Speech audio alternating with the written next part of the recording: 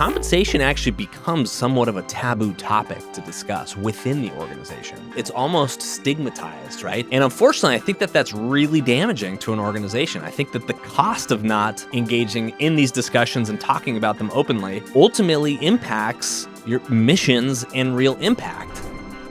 We want to attract the world's brightest minds to these causes. The problems that nonprofits and social impact organizations exist to solve are the problems that the other sectors have not been able to solve. Why would we want anyone but the most intelligent, smart, creative people working on these problems? And why should we expect the most intelligent, smart, and creative people to take a huge pay cut to work on these problems?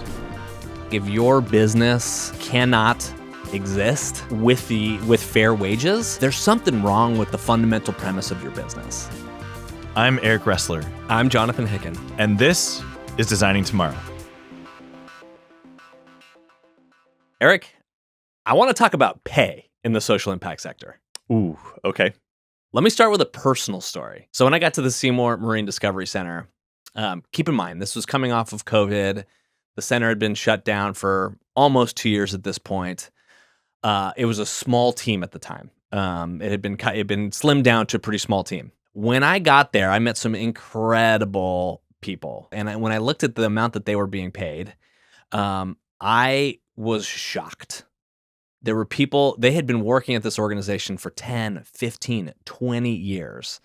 And I knew just in my heart that there was something wrong here. But when I looked at it from a business case, I was like, the pain that this organization would suffer if we lose one of these three people, or God forbid, all three of these people, would have been absolutely catastrophic to the organization.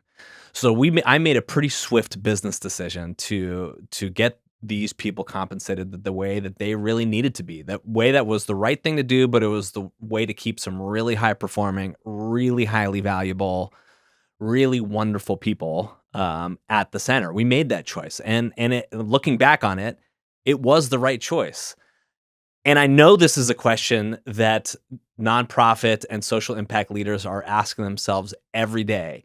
And I would guess that 99% of the executive directors and CEOs and presidents of the organizations want to make pay changes. I believe that the intent exists. And sometimes it's just hard to make the change. So I'm hoping today we can diagnose why this happens in the nonprofit sector, the business case for raising wages in the sector itself, and actually some solutions and some concrete steps that leaders can take to raise the floor for compensation at the organizations. I'm super interested in this conversation. Let's go. Let's start with setting the stage a little bit. In the social impact space, there's this aura, there's this stereotype, and in some cases, this reality. You're laughing because you've seen this. I know you have, and I want to hear about it. That we are such passionate people. We're a bleeding heart activists, and we are willing to do anything for the cause, and we are willing to sacrifice our own well-being and our own family's well-being for the sake of the cause. And whether unintentionally or intentionally, I do think that there is exploitation of that passion, trying to eke the most out of people in their good intentions for the maximum impact and just work people into the ground until they can't stand it anymore. I got to imagine this is something you're seeing across the board. Yeah, I mean, this is honestly something I spend a lot of time thinking about, not necessarily so much for Cosmic, although I'm happy to share my perspectives and experiences from that perspective. But for the sector at large, I spend a lot of my time thinking about how we can build a more sustainable and effective social impact sector at large, and how that also trickles down into building more sustainable and effective social impact organizations individually. I got to tell you, I'm really worried about the pay discrepancy, largely because I think people are done. And I've seen it. And I've seen it happen over and over and over again. I think there's been a huge cultural shift around work and how work fits into our lives or doesn't fit into our lives, largely accelerated because of the pandemic and lockdowns and the changing environment around work. But certainly something that started way before then. And I got to be honest, I think people have a right to be done, because we can't expect people from any perspective. Let's look at this from a couple perspectives.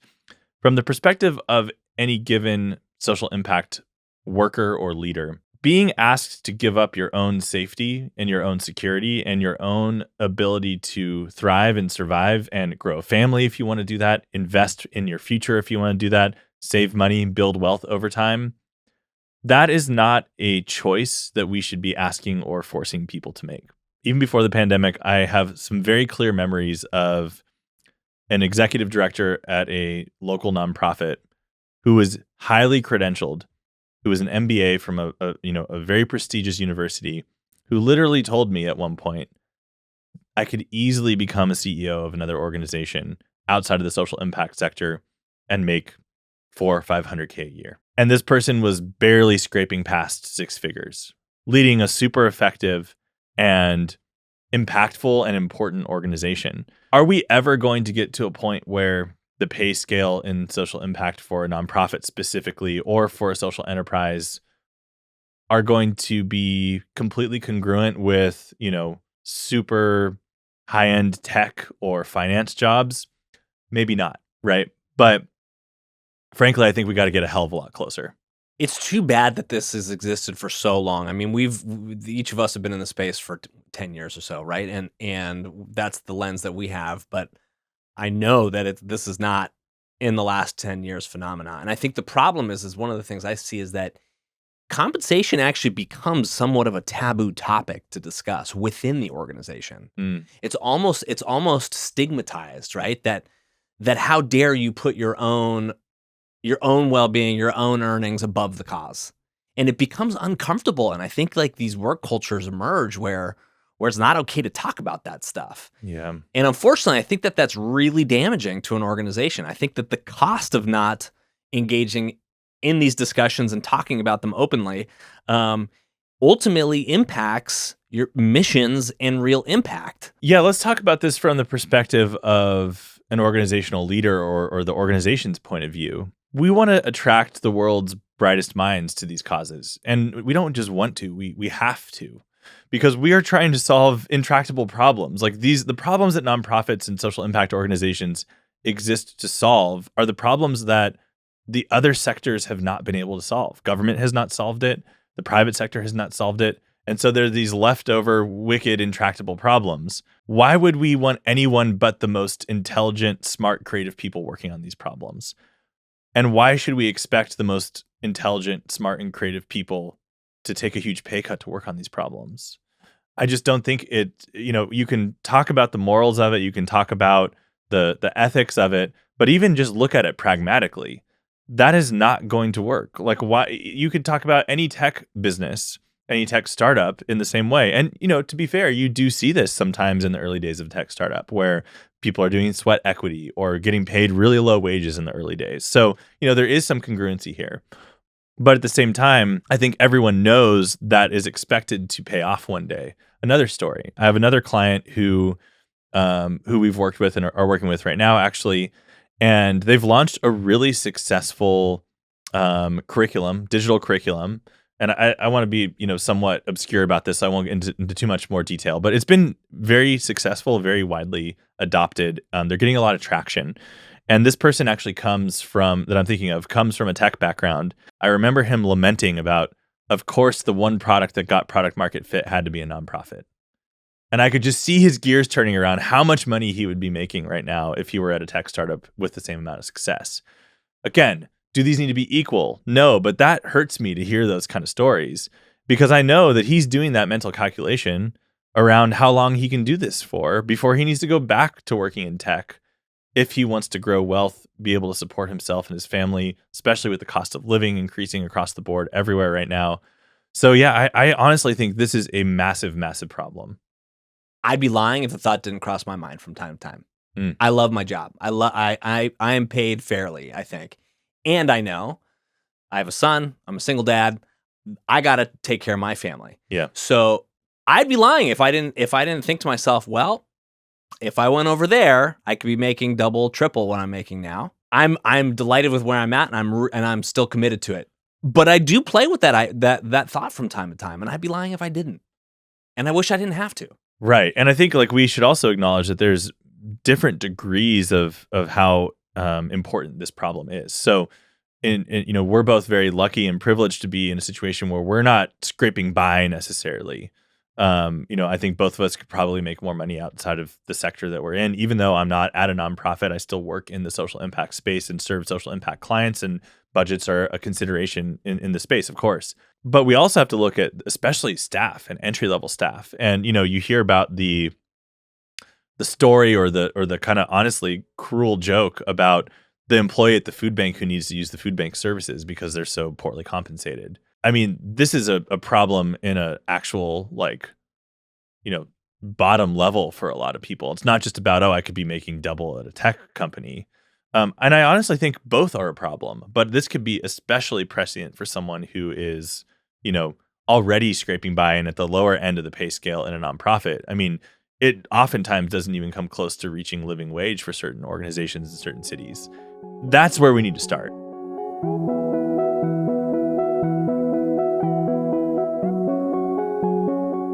We're talking about how to attract the world's best talent to solve these big problems. There's another side of the coin, which is the cost of low wages, the cost of turnover rates, the cost of losing an employee.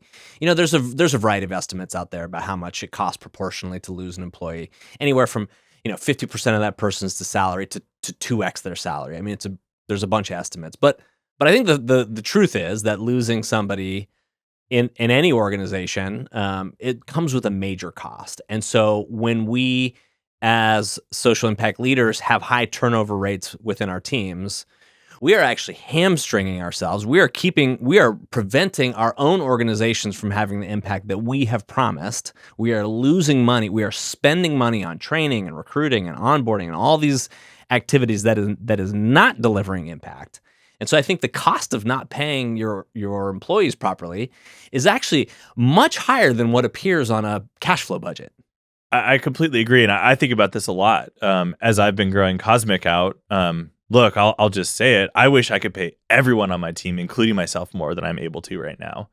We've made some really good progress there over the years. I think our average salary is probably double what it was in the early days, if not more. But that's an intentional choice that I've made. And part of that equation is not just pure virtuousness. I think there's part of that for me as I really do my best to take care of my team and believe in that strongly. And I've seen the benefits of that.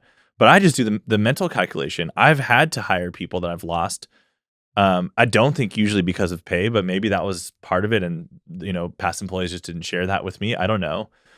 And I know how expensive it is. And it's hard costs, but it's also like a huge amount of opportunity costs, especially if you're a small organization. The amount of time I personally spend finding, training, vetting a new employee is huge. And that takes away from really high impact activities that I can't do instead of that.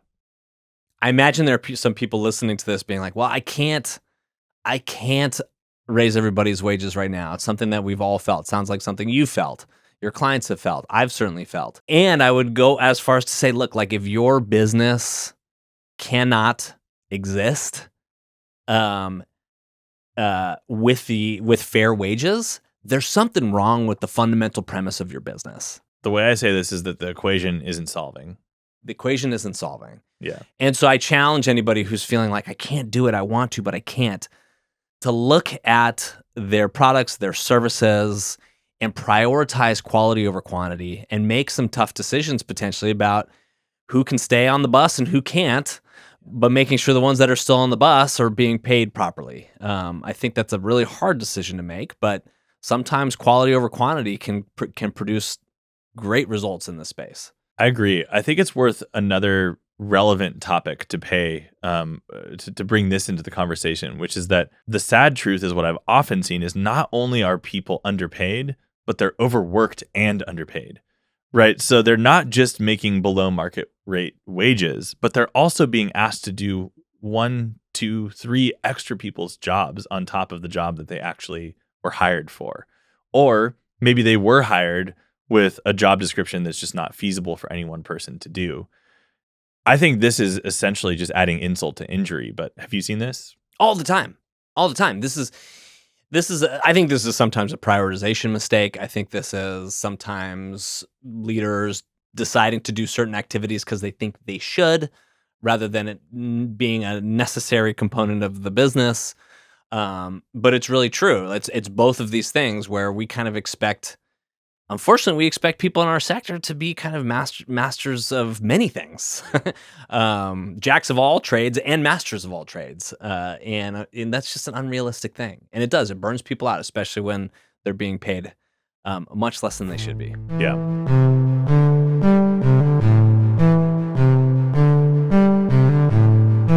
I talked about quality over quantity, and I think that that's a really sound team building approach. I have a couple of other solutions I want to offer, things that leaders can consider or implement that might help them start moving towards the pay structure that they want. I'd love for you to reflect if you've seen any things at any of your clients, but also to share if you think anything's missing from this list.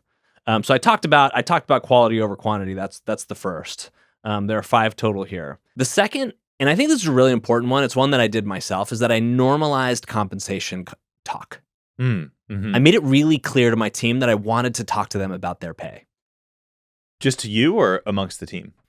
To me specifically, Yeah. But I didn't define if it was amongst each other because I assume that's happening, and I welcome it. I think more conversation about pay is better, even though that creates hard conversations. Oftentimes, those conversations do happen as a result of these conversations. Yeah. But I think more conversation, normalizing compensation talk is a good thing in our sector. Yeah, so sunlight being the best disinfectant. That's right. Yeah, I agree. I mean, in reflection to that, I haven't ever pulled the trigger on this at Cosmic, but many times I've thought about and researched some kind of open and transparent pay scale for Cosmic. I think Buffer did this at one point. Some other organizations have done this where it's published on the website, and there are some criteria for particular positions and particular levels of experience. I think there's sometimes there used to be, at least, I don't know, after the pandemic, a location multiplier. So higher cost of living cities would be taken into account. And the reason I liked that idea, and maybe at some point we'll still implement it, I'll talk about why I haven't so far in a second, is that it just destigmatizes it, and it removes the emotion from the equation. Because honestly, as a leader, making choices about pay and about when to provide pay raises, or even like how to put out pay for job posts, anything about pay, I often find it to be a really emotional process. Because, and maybe the emotional tension is, I know I wish I could pay more than we're able to, and that's always been true, and at some level that might always be true for us, even if we are hitting higher pay scales than counterparts in our industry. But there's this kind of emotional, almost like identity around pay that I think makes it a little bit of a taboo in our culture. What you're describing to me is taking the emotions out of things, objectifying it a little bit. Yeah. Now, look, I think there are some pitfalls. I think there's a version of going too far on that where you actually prevent yourself from compensating somebody who really deserves it because the rules you've set up are too restrictive. I think that possibility exists. But I think the spirit of making it more transparent and destigmatizing it is the point we're trying to get across. I also, and this is potentially controversial in our space, I do think that you should tie compensation to outcomes. Mm-hmm. In some cases, and for some roles, the fundraising role is the obvious place to start.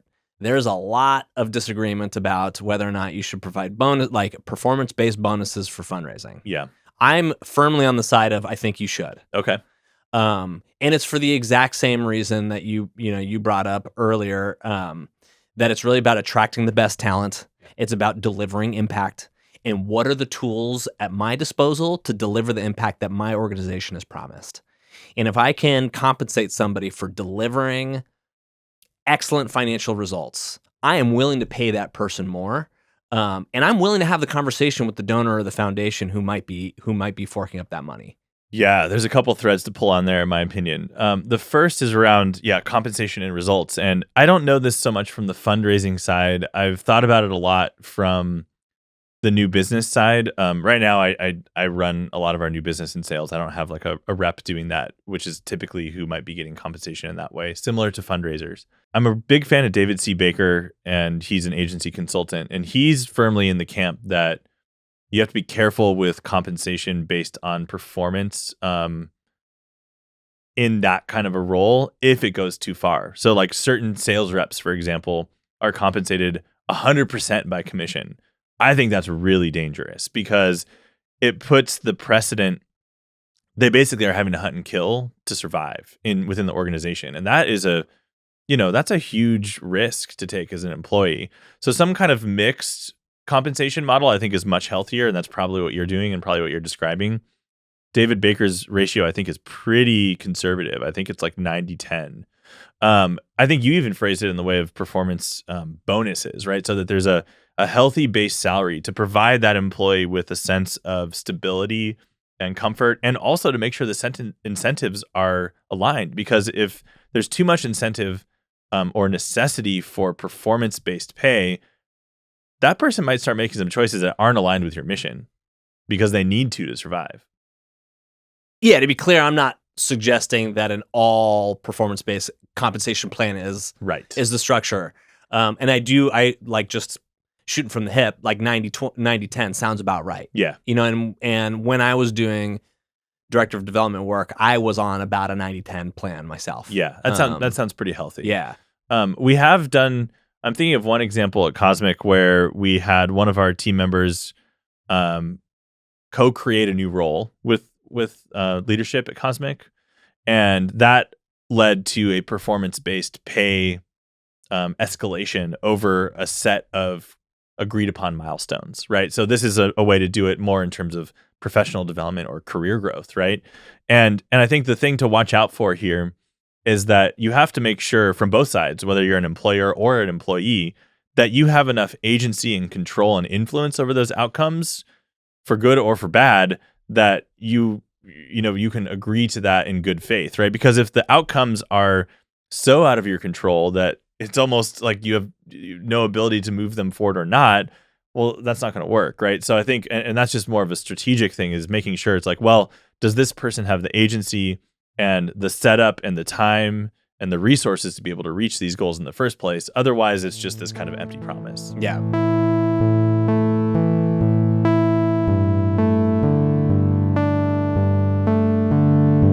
There's another component of this, which is, who are you? In an organization, it's unlikely you're going to be able to raise everybody's compensation at the same time. Yeah. So there's a question of, where do you start? Mm-hmm. You need to work on it slowly. At least that's the approach I've taken at my organization. Is I'm going to start in one place, and I'm going to use that new ceiling to raise, to bring everybody else along. And my decision was, I was going to start with the most valuable members of the team, mm-hmm. the highest performers, the people who are indispensable to the success of the organization. And we started with their compensation first. And I think that I stand behind that decision now. And I would recommend that other organizations think about the same. Start with your superstars. Raise the ceiling of your superstars first, and use that precedent to bring everybody else along.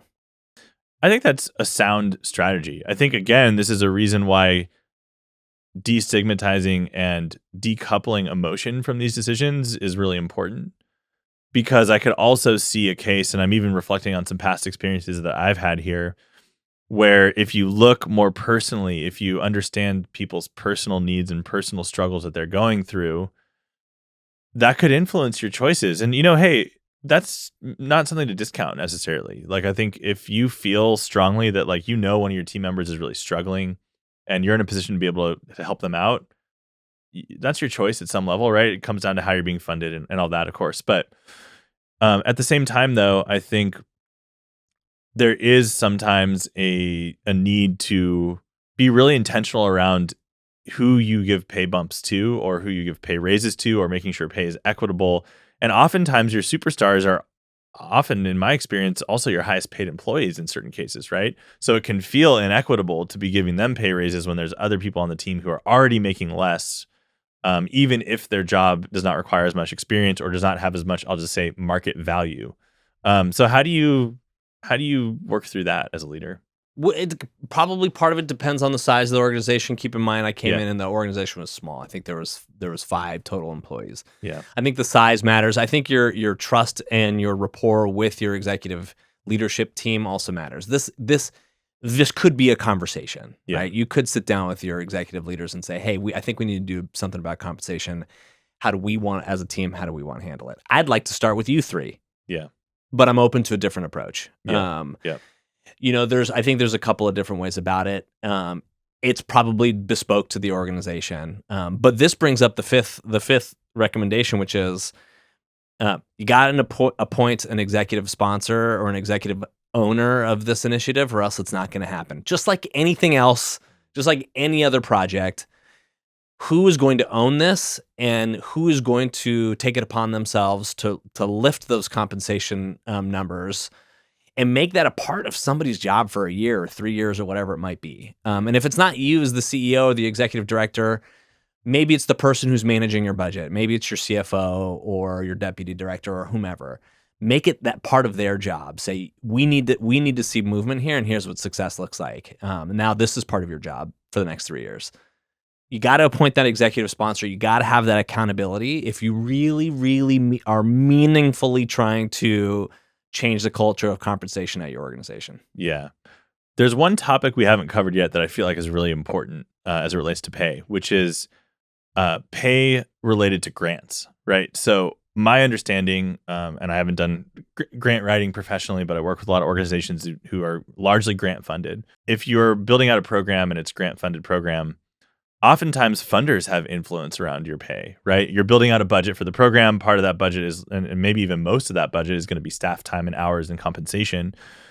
Have you had to negotiate with funders around increasing pay for people, or have you had pushback from funders who are saying, "Oh, well, you don't need that salary for this type of person.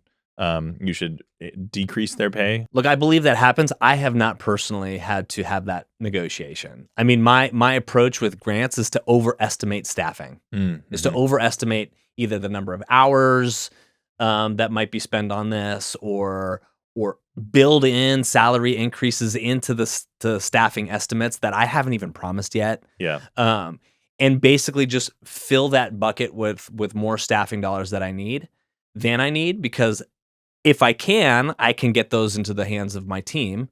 And if I can't, I'm going to use those funds to be applied to the grant work elsewhere. And 9 times out of 10, in my experience, that's more of the conversation that I can have with the funder, which is, hey, I'd like to reallocate some of the staff money over to direct services. And funders are usually pretty happy to hear that story. yeah, yeah. I mean, I think this, like many issues in the sector, comes back, in my opinion, to larger cultural precedents that have been set around, oh, well, you just don't make as much money if you work in the social impact space, or even from small donors. Oh, well, I don't want my money going to like covering their staff's pay. I want it to go to program work, as if those things happen in silos, right? And so, like many things, how do you change culture, right? How do you change, especially for people who are outside of the space, who aren't thinking about the deep implications of this and the sunk costs and the opportunity costs and all of that? Does it start, in your opinion, with individual organizations being leaders and telling stories about that and sharing the benefits of this approach? Do we need to be going to consensus builders? Like, how do we make these big changes? Damn, that's a big one. I don't know. Like, my honest reaction is like, start with yourself. I mean, right? Yeah. Like, start with your own organization. If there's an advocacy, a nonprofit that wants to advocate for higher nonprofit wages, like, I will donate Yeah. to support that cause. I don't know what that looks like, Eric, but I do know that I have the agency to make a change in my own organization, and I'm proud of the progress we've made. Yeah, I mean, I think that's my inclination as well, is that we need to lead by example and have conversations like this and destigmatize it. I am seeing more discussions around pay, around burnout, around exploitation within the social impact space. And I think we just need to make sure that it doesn't stop at conversation, but actually moves into action. So I was really excited for this topic to come in for this season. Thanks for sharing your thoughts on it, Jonathan. This was a fun one. Yeah, thank you so much, Eric. If you enjoyed today's video, please be sure to hit like and subscribe, or even leave us a comment. It really helps. Thank you. And thank you for all that you do for your cause and for being part of the movement to move humanity and the planet forward.